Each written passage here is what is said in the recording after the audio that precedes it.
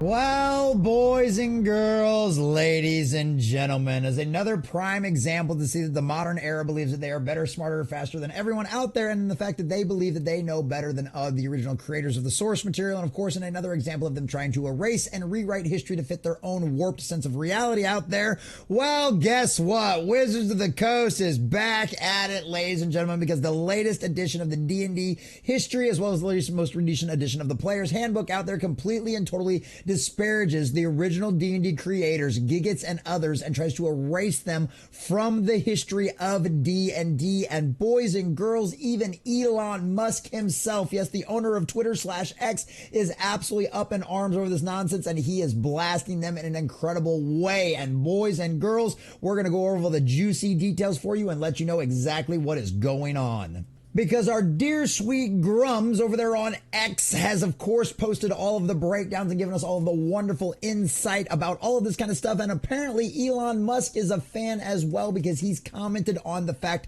that they are trying to erase the history of the original creators, completely and totally lie about D&D's true origins, its history, and what it was all about. And of course, color us shocked there. They're trying to accuse the original creators of being ists and phobes and all of the other kind of nonsense talking point BS buzzwords that they have tried to use over and over time again to disparage people that literally have no meaning whatsoever anymore, because nobody believes this kind of nonsense in any way, shape, or form. And now we get to document the actual truth behind the history of D&D, not the absolute bastardized version that Wizards of the Coast is trying to do out there. And shout out to Grums and everybody else involved in all of this, showing all the truth about all this kind of stuff and bringing it to the masses, which is exactly what we're trying to do right here, boys and girls, because Wizards of the Coast and everybody else over there at Hasbro deserves to be shamed for trying to erase the history and try to disparage the original creators that given us something that has been such a wonderful and fantastic game that millions upon millions of people, if not hundreds of millions, if not billions of people have loved and enjoyed over the years. And not to mention everything else that D&D has inspired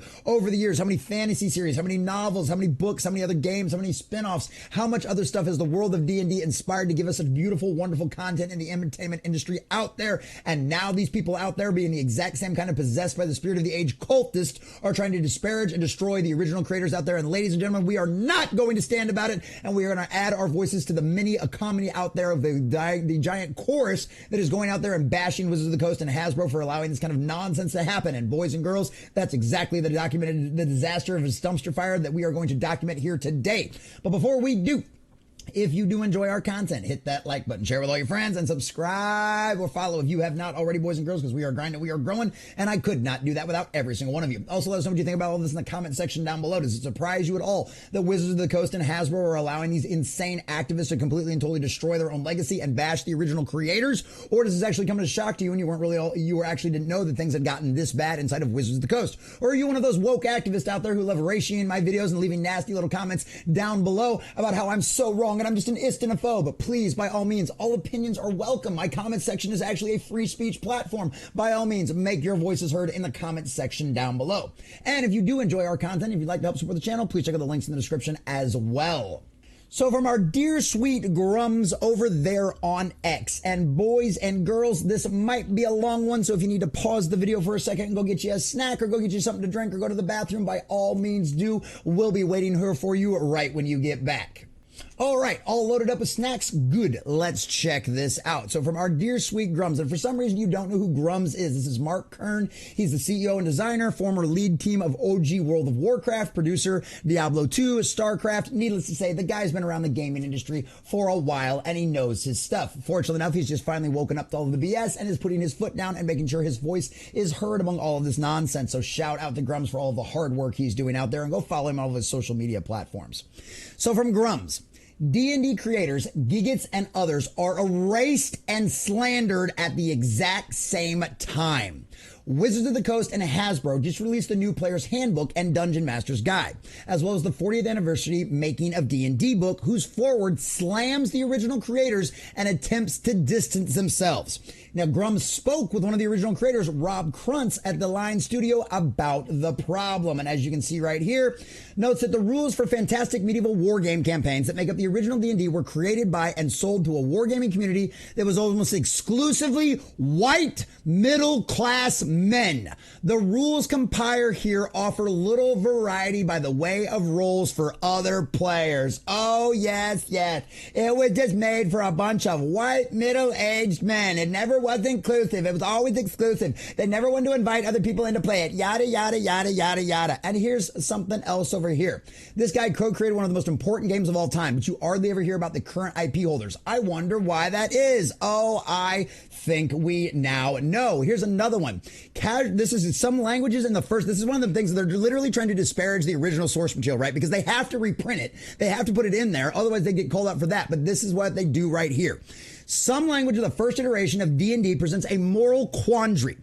The documents reproduced in the book, including many pages and charts, tables alongside the list of monsters, spells, and magic items. But the game content also includes a virtual catalog of insensitive and derogatory language. Words that are casually hurtful to anyone with physical or mental disabilities, or happens to be old, fat, or not conventionally attractive, indigenous, black, or a woman.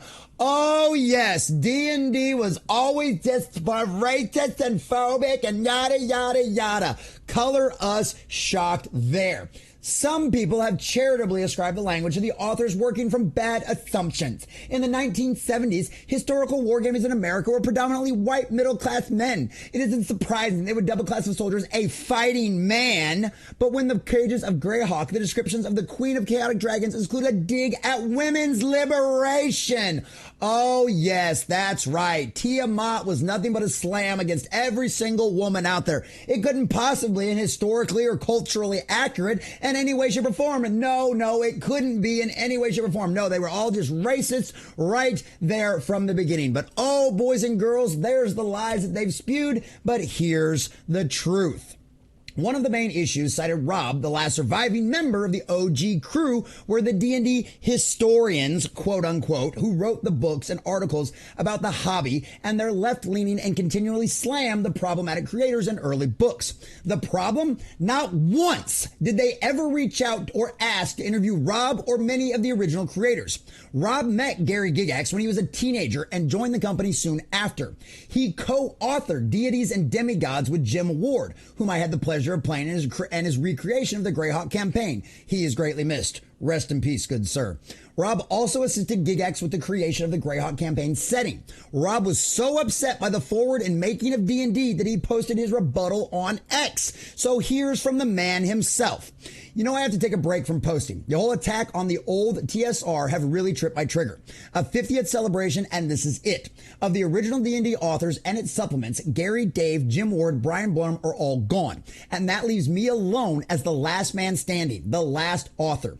It really is a burden watching this slanderous episode unfold, and it was done without one bat of an eyelash. A Wizards of the Coast fait accompli, done in such an assumption manner as if they wield the holy articles on morality which they enact with their reprehensible judge, jury, and executioner demeanor. And of course, he's spot on accurate on this. This is what we have seen time and time again. They believe they are better, smarter, and faster than anyone in the past out there. They know better than you. You are nothing more than serfs to them, and everybody else that's come before them are just a bunch of ists and a bunch of phobes, and they will correct it. They will make it better. They will be like the Most High God. And guess what? Every single time they have tried this nonsense, they have failed, and they have gotten blasted for it, and that's exactly what we're doing here right now, and that's exactly what he is doing as well. And this is a beautiful thing to document, boys and girls, because they deserve to be pushed back. Wizards of the Coast and Hasbro as a general deserve every single ire of your hate that you can possibly drum up or that they have caused to compel inside of you by this disastrous dumpster fire. And now, trashing and bashing the people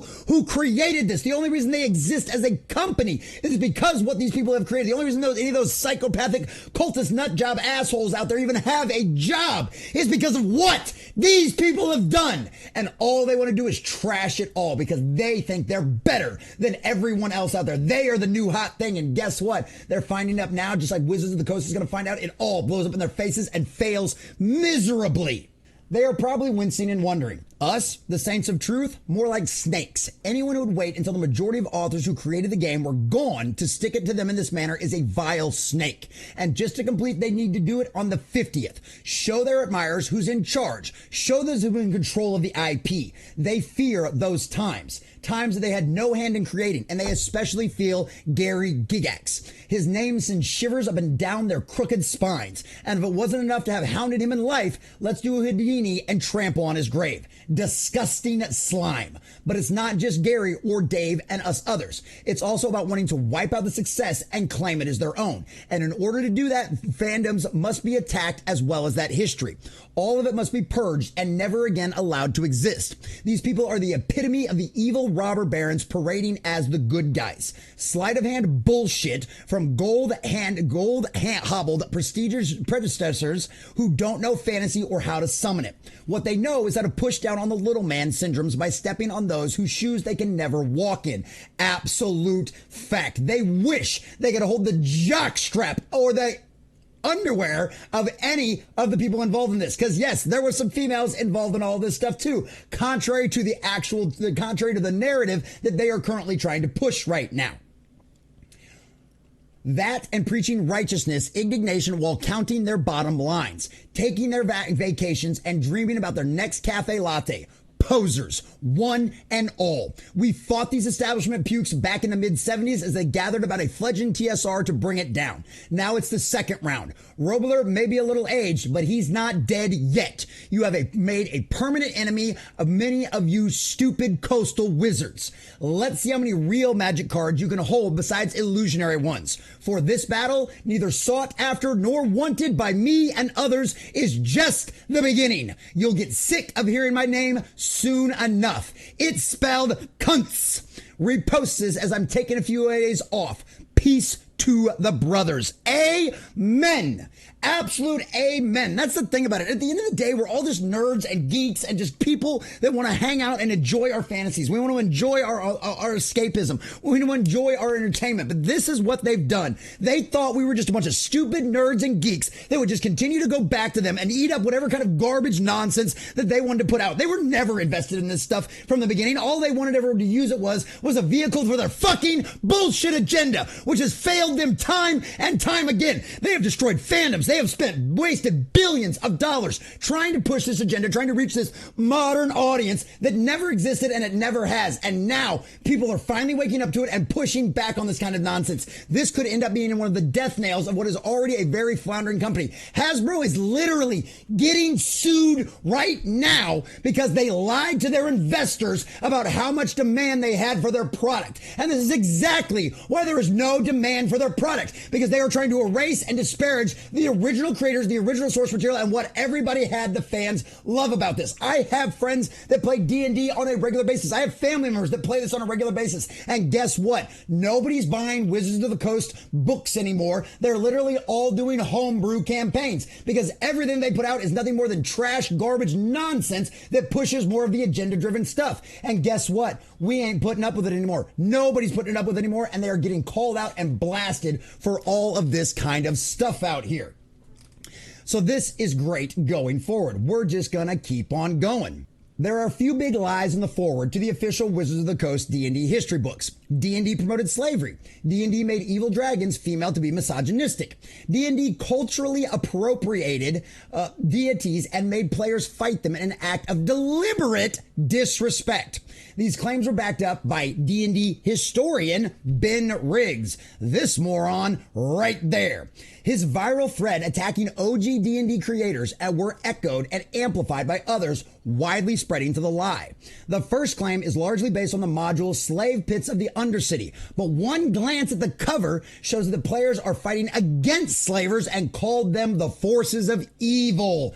As you can see right there, boys and girls, it's time to put a stop to the marauders. For years, the coastal towns have been burnt and looted by the forces of evil. You and your fellow adventurers have been recruited to root out and destroy the sources of these raids. But beware, hundreds of good men and women have been taken by the slavers and have never been seen or heard from again. Yeah, not exactly addressed in a positive light. Now are they, boys and girls? But of course, here's this moron right here. Why then was the response from outrage from various corners of the internet? Well, authors John Peterson and Jason Turner mentioned that early D&D made light of slavery, disparaged women, and gave Hindu deities hit points. Oh, really? We're going to get to that one here in just a second as well. But obviously, this is the problem with that. These people just automatically assume they know absolutely everything, that they're geniuses, that they can figure it all out, which is exactly why this stuff blows up in their faces, because they think they know better than you. And as soon as we call them out, as soon as we put facts in front of them, of course, they'll shut down their social media accounts. They'll disappear. They'll delete everything. This is what happens when these people called out, because they are cowards and they are morons who couldn't hold a candle to any actual creative talent on the planet, let alone the original creators of D&D, boys and girls.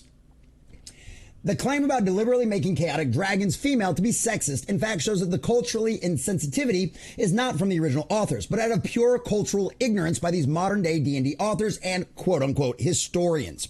Rob explained that Tiamat, the queen of chaotic dragons, from deities and demigods, which was blasted as sexist in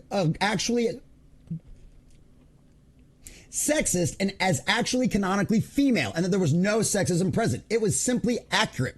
Hailing from the ancient Mesopotamian culture, Tiamat is also referred to in the original myth as a primordial goddess of the ocean, representing chaos. Rob wrote the book, so he should know. But again, that did not stop D&D historians from completely getting it wrong and lying again. Color us shocked there. The final big lie in the D&D anniversary forward is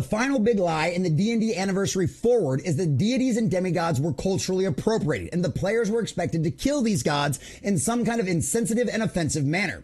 First of all, cultural appropriation is a myth. Yes, as Stephen Crowder points out, cultural appropriation is cultural appreciation. Shout out to my chat for giving us that one.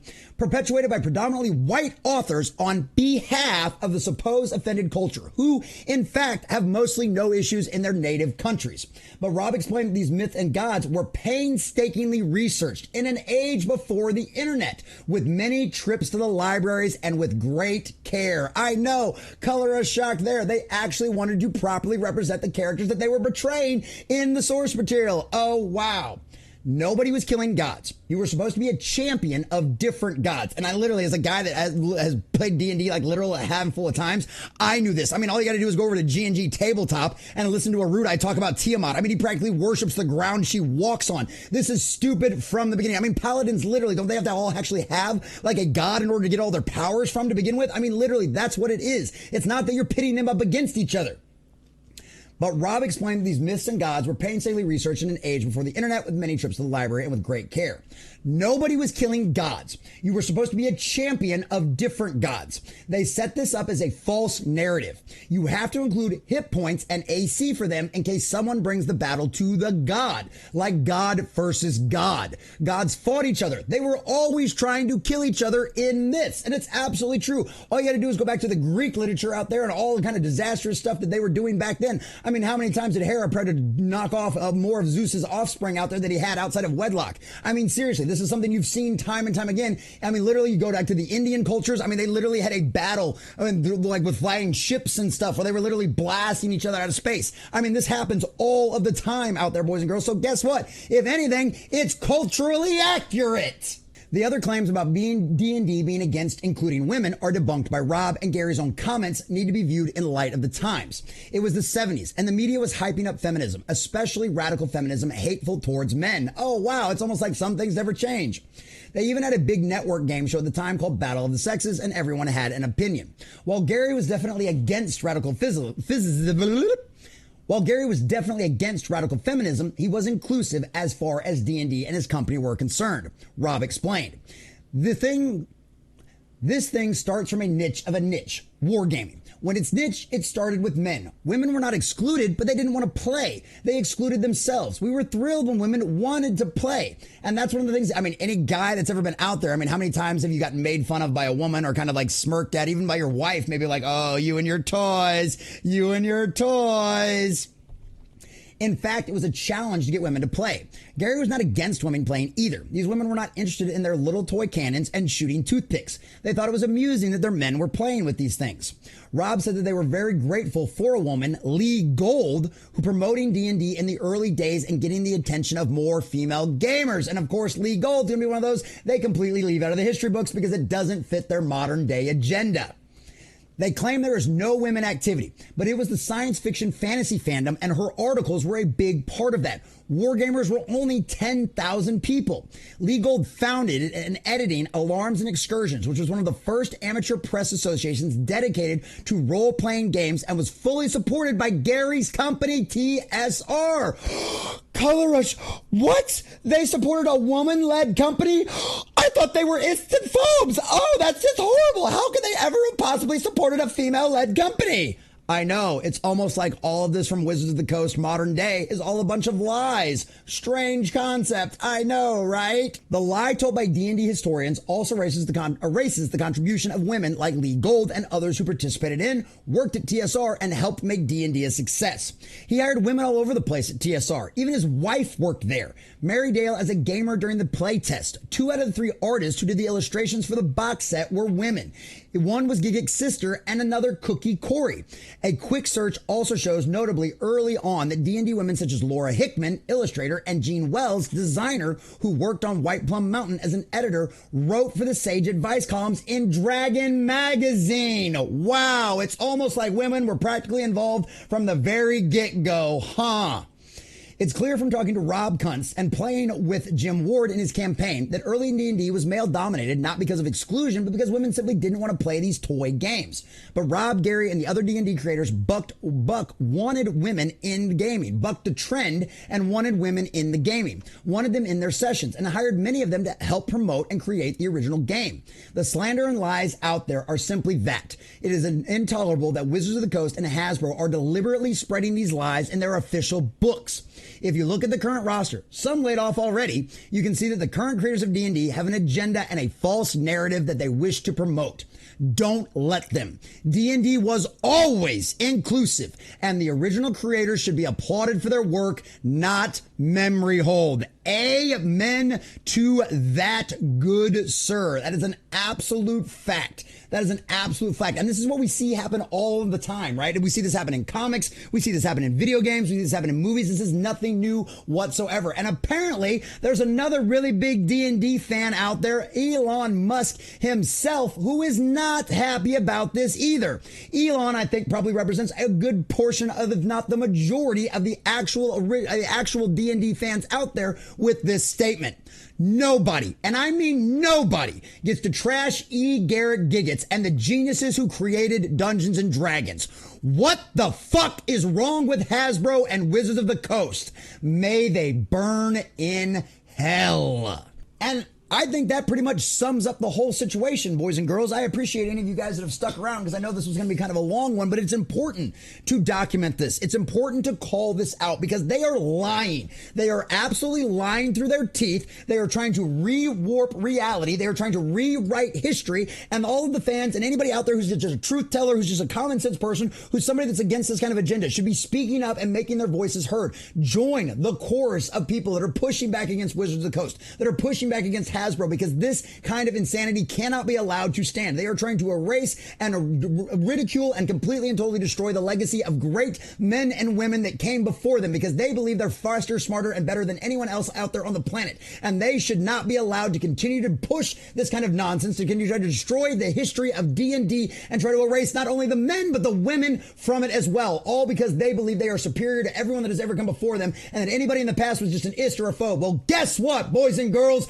Dungeons and Dragons has always been inclusive and will continue to always be inclusive. These woke psychopaths will not go away without being called out with this nonsense, getting pushed back again. And that's exactly what they deserve. They are a bunch of woke psychopaths who want to try to re-erase history, all because they believe they are better, smarter, and faster than you. Every single one of you fans out there, they think they can talk down to you and rewrite history, and they can tell you how D&D should be. Well, guess what? We've seen the sales number. It's abysmally absolutely drivel. It's nonsense, it's garbage, and now Hasbro is getting sued over lying to their investors and the public, the general audience, and everyone else out there for lying about the demand for their products. Because guess what? D&D has been like this for a while. The people in charge of it have been like this for a while, and now the truth is coming out. They are getting sued over lying about the demand of D&D, and guess what? It's because you allowed woke activists to take over and disparage everyone that has ever come before, and it's exactly what you deserve. I hope that lawsuit cost you billions of dollars, because we already seen that Wizards of the Coast, Hasbro, and Dungeons and Dragons has already lost hundreds of millions of dollars, and nobody wants to buy this nonsense anymore. And if nothing else, this should be one of the last nails in their coffin. So by all means, use their rules, go out, make your own campaigns, and do a bunch of homebrew stuff, and enjoy your Dungeons and Dragons as the creators originally meant it to be. Not this garbage, hogwash nonsense of bullshit that Wizards of the Coast and Hasbro continues to try to push. At the end of the day, they will get exactly what they deserve.